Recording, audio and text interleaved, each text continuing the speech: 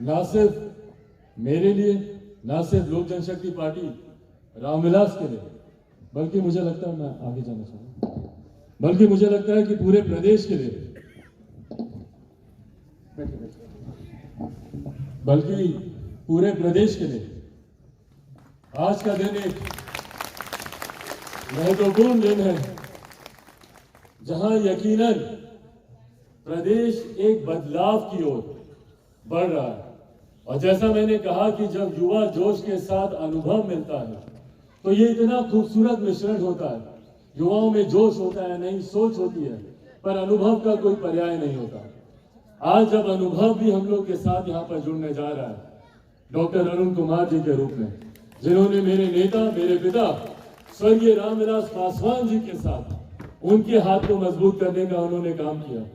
उनकी विपरीत परिस्थितियों में जब उन्होंने पार्टी की नींव रखी, उन्होंने उस दौर में उनके हाथ को मजबूत करने का उन्होंने काम किया। ये मेरे लिए खुशी और गर्व की बात है कि आज जब मेरे नेता यहाँ पर मौजूद नहीं है तो एक अभिभावक की भूमिका में जिस तरीके से डॉक्टर अरुण कुमार जी सामने आए, और जैसा मैंने कहा कि उस वक्त भी, जिस वक्त मैं व्यक्तिगत तौर पर भी, आप सब जानते हैं जिस तरीके से पार्टी में, परिवार में एक साजिश के तहत, एक रणनीति के तहत, चिराग पासवान को मिटाने की सोच के तहत जिस तरीके से कुछ ताकतवर शक्तियों ने अपने प्रभाव का इस्तेमाल करने का प्रयास किया, उस वक्त सबसे पहले और सबसे मजबूती से मेरा साथ देने वाले, मेरे साथ मजबूती से खड़े होने वाले डॉक्टर अरुण कुमार जी रहे।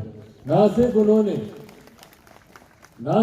मेरा साथ मानसिक तौर पर दिया, बल्कि उन्होंने प्रधानमंत्री जी को भी पत्र लिखकर तमाम परिस्थितियों के बारे में और बिहार में जिस तरीके से राजनीतिक षड्यंत्र रचा जा रहा है उसके बारे में भी उन्होंने मजबूती से प्रधानमंत्री जी को भी लिखित तौर पर न सिर्फ उन्होंने जानकारी दी, बल्कि हर मत से मजबूती से उन्होंने इस विषय को उठाने का काम किया। मेरे लिए आज ये खुशी, हर्ष और गर्व की बात है कि एक ऐसे नेता जिन्होंने बिहार की राजनीति में न सिर्फ उनका एक बड़ा वर्चस्व है, बल्कि वो निरंतरता में समर्पित रहे बिहार के लिए, बिहारियों के लिए, बिहार के विकास के लिए। मुझे याद है, मेरे उनके साथ व्यक्तिगत हम लोगों ने कई प्रचार में एक साथ हम लोग गए, हेलीकॉप्टर में घंटों हम लोग बैठते थे, एक दूसरे से अपने विचारों को हम लोग साझा करते थे।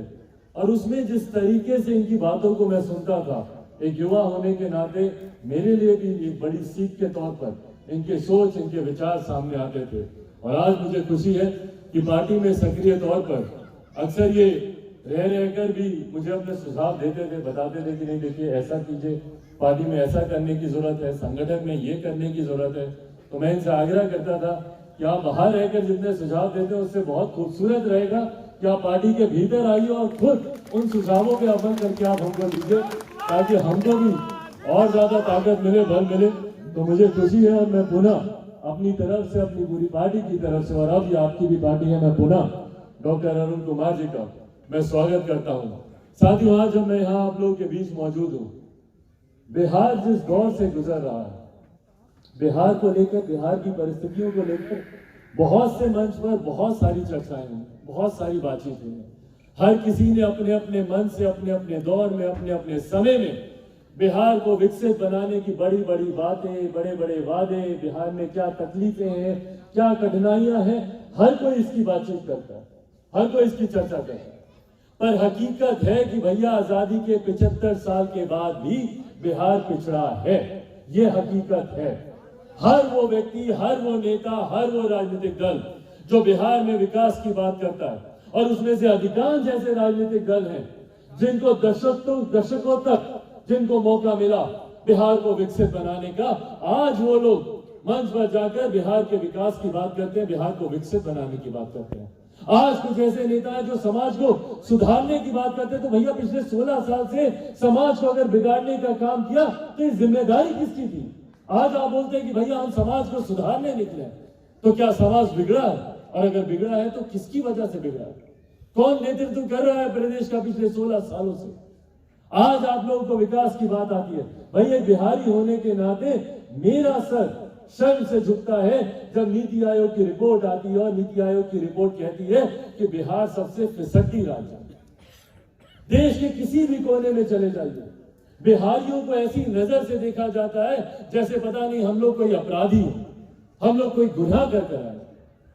नेशनल चैनल्स में देख लीजिए, नेशनल अखबारों में देख लीजिए, प्रिंट मीडिया में देख लीजिए, इलेक्ट्रॉनिक सोशल मीडिया पे आप देख लीजिए, हर एक जगह अगर बिहार सुर्खियां बनाता है तो सिर्फ और सिर्फ असामाजिक कार्यों की वजह से, कहीं अपराध की वजह से, कहीं किसी की दिन दहाड़े गोली मारकर हत्या कर दी उसकी वजह से, कहीं ऑपरेशन में मोतियाबिंद के ऑपरेशन में आंखें निकाल ली इसकी वजह से, कहीं जहरीली शराब पीने से लोगों की मृत्यु हो गई इसकी वजह से। भैया कब वो दिन आएगा जब बिहार सुर्खियां बनेगा अच्छे कार्यों की वजह से? क्या आज बिहार ने शिक्षा के क्षेत्र में ये उपलब्धि हासिल की, आज बिहार ने स्वास्थ्य के क्षेत्र में ये उपलब्धि हासिल की? कब वो दिन आएगा और कब तक हम इंतजार करेंगे भैया? 7 दशक से ज्यादा बीत गए, भारत एक साथ आजाद हुआ, भारत के तमाम प्रदेश एक साथ आजाद हुए, पर फिर कहीं दिल्ली बंबई जैसे चमचमाते प्रदेश बने और दूसरी तरफ हमारा बिहार प्रदेश जो आजादी के 75 साल के बाद भी पिछड़ा प्रदेश कहलाता है। मैंने आज तक कभी नहीं सुना कि कोई दिल्ली का लड़का बिहार आता हो शिक्षा के लिए। आप लोगों ने सुना क्या? कभी कोई बंबई का लड़का बिहार आया है रोजगार के लिए? तो फिर क्यों सिर्फ हम बिहारियों को ही दूसरे प्रदेश आना पड़ता है शिक्षा के लिए, रोजगार के लिए, स्वास्थ्य सेवाओं के लिए? युवा खड़े हैं, मैं देखता हूं दिल्ली बंबई जाते हैं, वहां पर बेंगलोर जाएंगे, गुरुग्राम जाएंगे, नोएडा जाएंगे, तमाम दूसरे प्रदेशों में जाएंगे और रोजगार करेंगे, बेहतर रोजगार करते हैं, उद्यमी बनते हैं। दूसरे प्रदेशों में जाते हैं तो यही बिहार का युवा 100, 50, 500 आदमी को रोजगार देने के काबिल बनता है, पर वही युवा जब बिहार में रहता है तो उसको वो सुविधाएं नहीं मिलती, वो अपॉर्चुनिटी नहीं मिलती कि वो अपने आप को या अपने परिवार को आगे बढ़ा सके। मैं देखता हूं महिलाओं को, बुजुर्गों को दिल्ली में जाकर एम्स के सामने दिनों दिन तक लाइन लगाकर खड़े रहते हैं डॉक्टर से मिलने के लिए। भाई ये स्वास्थ्य सेवा हमें हमारे प्रदेश में क्यों नहीं मिल सकती? पर विडंबना है कि जिस प्रदेश का मुख्यमंत्री स्वयं एक मोतियाबिंद जैसे छोटे से ऑपरेशन के लिए, भैया कैटरेक्ट का ऑपरेशन कितना बड़ा ऑपरेशन होता है, छोटा सा ऑपरेशन, पर जिस प्रदेश का मुख्यमंत्री स्वयं अपने कैटरेक्ट के ऑपरेशन के लिए दिल्ली जाते हैं 1000 किलोमीटर की चार्टर फ्लाइट करके, तो स्वाभाविक है कि उस प्रदेश के हालात क्या है स्वास्थ्य को लेकर, और जो कि प्रमाणित भी हो गया। मुजफ्फरपुर में भैया बताइए, बाईं आंख में मोतियाबिंद था, दाईं आंख का आपने ऑपरेशन कर दिया और जिस आंख का आपने ऑपरेशन किया उस आंख को निकालना पड़ा।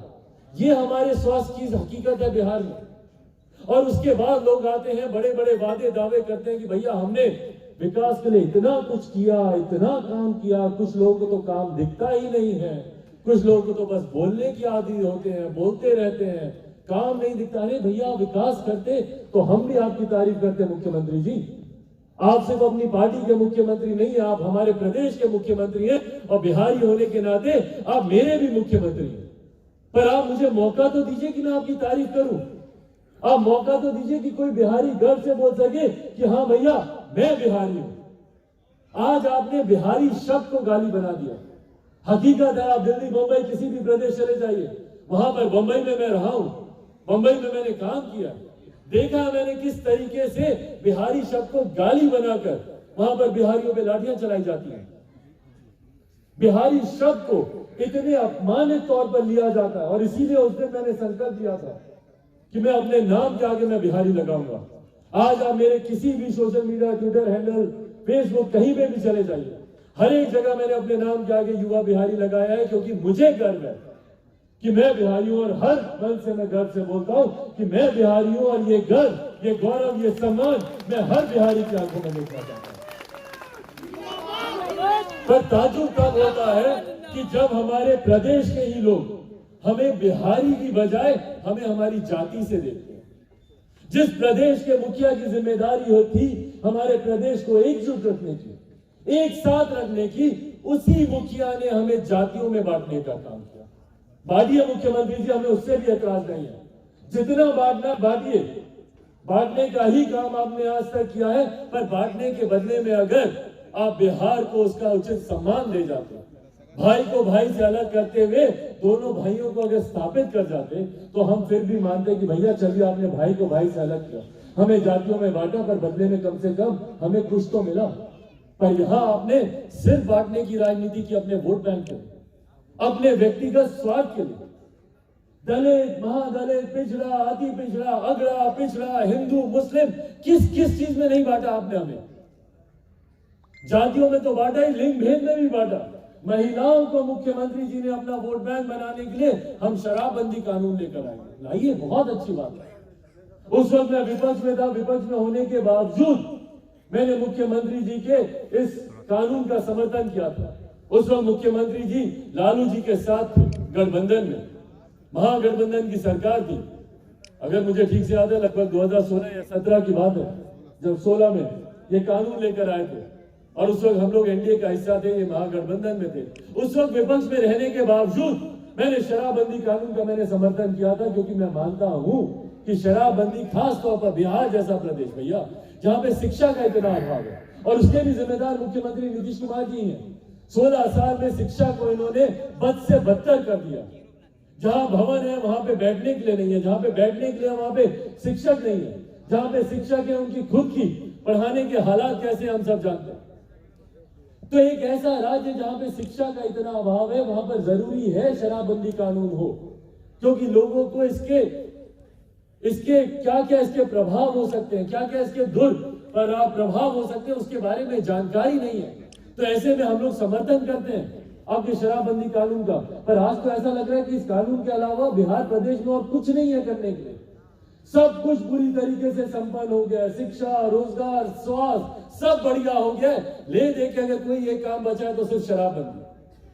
पिछले साल भर से मुख्यमंत्री नीतीश कुमार जी शराबबंदी शराबबंदी शराबबंदी, उसको लेकर बैठक, उसको लेकर समीक्षा, उसको लेकर शपथ दिलवा रहे हैं, उसको लेकर अधिकारियों को, डॉक्टर्स को पकड़ रहे हैं, इंजीनियर्स को पकड़ रहे हैं। भैया, अगर साल 1.5 साल से इतनी तत्परता दिखाने के बाद भी जिस प्रदेश के मुख्यमंत्री से एक कानून धरातल पर नहीं उतर सकता, और वो हमारे प्रदेश के मुख्यमंत्री होने के साथ साथ हमारे प्रदेश के गृह मंत्री भी, तो जिस व्यक्ति से एक कानून धरातल पर वो नहीं उतार सकते, वो प्रदेश को आगे विकास की राह पर क्या लेकर जाएंगे, ये हम सबको सोचने की जरूरत है। हम सबको बैठकर इस बात का आकलन करने की जरूरत है कि 16 साल से जो व्यक्ति प्रदेश में मुख्यमंत्री बना हुआ है, उसने बदले में किया क्या हमारे प्रदेश के लिए? कौन सा ऐसा क्षेत्र है जिसमें हम बोले कि हाँ भैया, ये हमारा प्रदेश है, ये हमारे प्रदेश के मुख्यमंत्री हैं, इन्होंने हमारे लिए ये कार्य किया। आज जब चिराग पासवान सामने आता है तो मैं चाहता हूं कि भैया, जात पात धर्म मजहब से उठकर हमारा प्रदेश सही मायनों में विकास की राह पर आगे चले। मैं चाहता हूं कि मेरे बच्चों को कल की तारीख में कोटा नहीं जाना पड़े। कोटा की विडंबना देखिए भैया, कोटा में पढ़ने वाला बिहारी, पढ़ाने वाला बिहारी, अधिकांश शैक्षिक संस्थानों के मालिक वहां पे बिहारी, पर व्यवस्था राजस्थान में। क्यों ये व्यवस्था बिहार में नहीं हो सकती? क्यों पटना को हम लोग एजुकेशनल हब नहीं बना सकते? क्यों हम लोग IT job, IT sector Bihar में नहीं खोल सकते? अगर गुरुग्राम, नोएडा जैसे एनआरसी के रीजन में अगर ऐसे क्षेत्र बन सकते हैं, तो क्यों बिहार में हम लोग आईटी जॉब्स नहीं खोल सकते? क्यों यहाँ पे एमएनसीज नहीं आ सकती? क्यों यहाँ पे हम लोग को रोजगार नहीं मिल सकता? भैया, कौन चाहता है, कौन चाहता है अपने घर परिवार, माता पिता को छोड़कर दूसरे प्रदेशों में जाए काम करे? और दुख की बात है ये कि आने वाले समय में देखिएगा, अगर यही परिस्थिति बनी रही, पलायन अगर इसी तरीके से चलता रहा और बढ़ता रहा, तो वो दिन दूर नहीं जब हमारा प्रदेश सिर्फ एक बुजुर्ग प्रदेश बन के रह जाएगा। क्योंकि हकीकत है कि हर वो सक्षम परिवार जो थोड़ी सी भी आर्थिक ताकत रखता है, वो सबसे पहले, और अगर मैं गलत बोल रहा हूं तो मुझे टोकिएगा, पर हर वो परिवार जो थोड़ी सी भी ताकत रखता है, वो सबसे पहले अपने बेटों और बेटी को बिहार से बाहर भेजता पढ़ने के लिए। वो बच्चा बच्ची बाहर जाता है, वहीं पे पढ़ाई करता है, वहीं पे रोजगार करता है, वहीं पे घर खरीदता है, वहीं पे शादी करता है, वहीं पे बच्चे पैदा करता है, और उसके बाद होली, दिवाली, छठ पूजा में कभी गाहे बगाए अपने घर गांव वापस आया तो आया, नहीं तो उसके बाद वहीं पे बस के रह जाता है। और मुख्यमंत्री नीतीश कुमार जी 2005 में जब वो पहली बार मुख्यमंत्री बने थे, याद है मुझे, उस वक्त उन्होंने कहा था कि मेरा सपना है, मुख्यमंत्री जी का सपना था ये, कि जितने पलायन किए हुए लोग हैं, जितने बिहारी दूसरे प्रदेश में रहते हैं, कि मैं उन सबको वापस लेकर, जो मुख्यमंत्री अपने ही सपने को पिछले 16 साल में पूरा नहीं कर सके, वो हम लोग के सपने को क्या पूरा करेंगे, इस पर भी हम लोग को मंथन करने की जरूरत है। साथियों, मुझे खुशी है और मुझे गर्व है कि मेरी रगों में एक ऐसे नेता का खून है, एक ऐसे व्यक्ति का खून है जिन्होंने अपने सिद्धांतों के सामने, जिन्होंने अपने विचारों के आगे कभी भी उन्होंने किसी के साथ समझौता नहीं किया। आज की तारीख में जब व्यक्ति छोटे से छोटे पद पर भी इस्तीफा देने से पहले 100 बार सोचता है और उसके बाद भी शायद वो हिम्मत नहीं कर पाता, ऐसे में मेरी रगों में एक ऐसे नेता का खून है जिन्होंने केंद्रीय मंत्री पद से उन्होंने इस्तीफा देने का काम किया, पर अपने सिद्धांतों से उन्होंने कभी समझौता नहीं किया। स्वर्गीय रामविलास पासवान जी ने अपने देश के लिए, अपने प्रदेश के लिए, अपने समाज के लिए दिन रात वो मेहनत करते रहे। उनका पुत्र होने के नाते मुझसे बेहतर शायद ही कोई और जानता होगा कि जिस तरीके से मैंने उन्हें देखा, दिन रात अपने प्रदेश के लिए, अपने देश के लिए, अपने लोगों के लिए दिन रात समर्पण भाव से कार्य करते हुए आज उनके कार्यों को पुनः जनता के बीच में हम लोग को लेकर जाने की जरूरत है।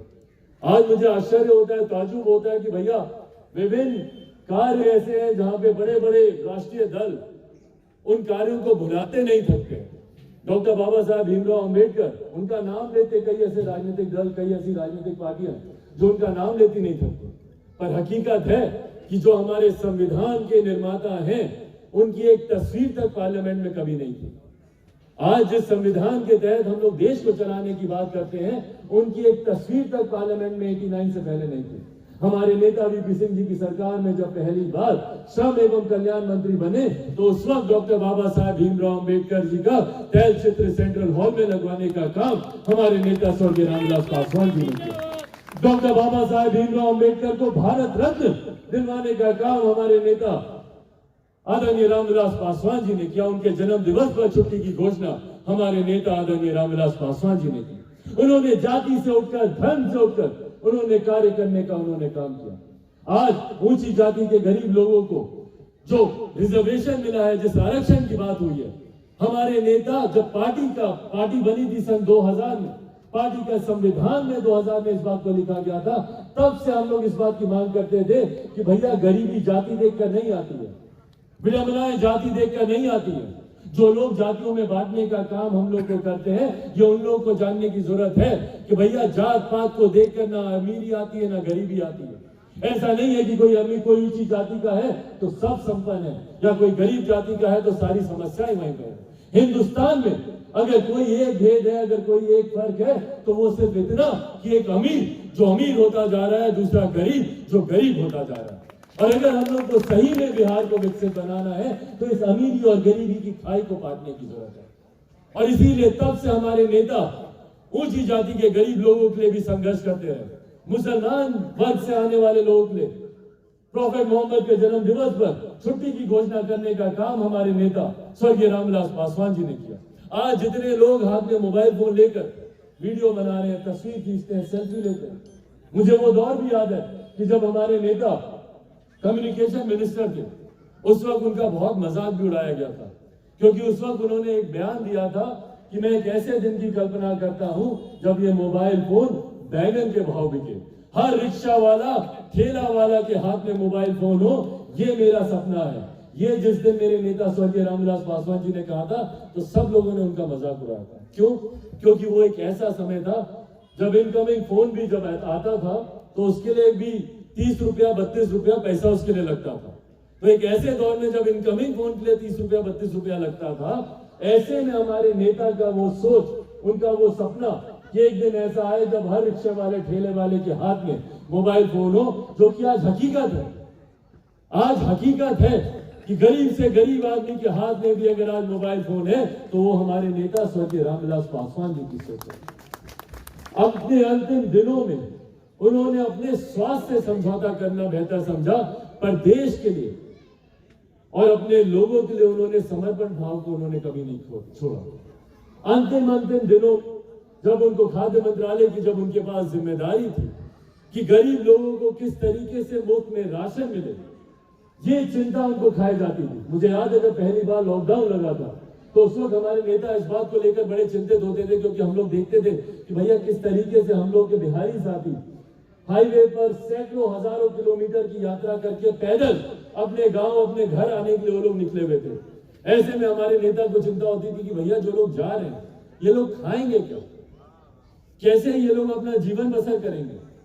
उस वक्त हमारे नेता ने प्रधानमंत्री गरीब जन कल्याण योजना के माध्यम से उन्होंने इस सोच को निकाला और मौजूदा प्रधानमंत्री नरेंद्र मोदी जी के समक्ष उन्होंने इस प्रस्ताव को रखा कि इस योजना के तहत जो लोग कोई कार्ड से नहीं जुड़े हुए, बीपीएल कार्ड से नहीं जुड़े हुए या खाद्य सुरक्षा कानून से नहीं जुड़े हुए, ऐसे लोगों को भी मुफ्त में हम लोग को राशन पहुंचवाने का काम करना चाहिए। उस वक्त केंद्र सरकार के द्वारा यह निर्णय लिया गया जो कि आज भी चल रहा है और 81 करोड़ लोगों को मुफ्त में राशन मिले, इस बात को सुनिश्चित करने का काम हमारे नेता स्वर्गीय रामविलास पासवान जी ने किया। अब आज भी उनके ट्विटर पे अगर आप जाके देखेंगे तो आपको दिखेगा कि अपने अंतिम दिनों में किस तरीके से रेल मार्ग के माध्यम से हो, सड़क मार्ग के माध्यम से हो, पानी के जहाज के माध्यम से हो, पहाड़ी इलाकों में घोड़ों के माध्यम से हो, कैसे राशन पहुंचे गरीब लोगों तक, सिर्फ उनकी चिंता ये रहती थी।